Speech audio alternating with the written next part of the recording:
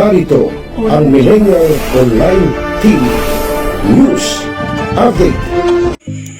Isang programa ang isinasagawa ngayon sa lungsod ng Malabon na may temang Tara na sa himig ng pag-ahon, kung saan babahaan ng saya at serbisyo sa himig ng pag-ahon 2025 concert na ginaganap ngayon sa Sipo Road sa Barangay Lungo sa lungsod ng Malabon. Ito'y kasabay ng pagdiriwang ng kaarawan ni Malabon City Mayor Jeannie Sandoval. Tampok sa programa ang mga celebrity guest na sina Joshua Garcia at Kevin Miranda na magpapakilig sa crowd, habang ang tandem naman nila Bubsy Wonderland, Bubay at iba pang komedyante ang magpapatawa ng wagas.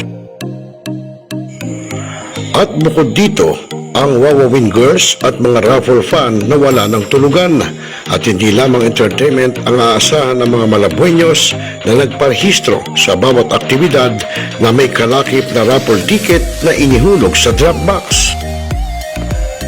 At sa ganitong programa ay patuloy lamang na kayang magdiwang na sama-sama habang nagbibigay ng pag-asa at tulong sa komunidad.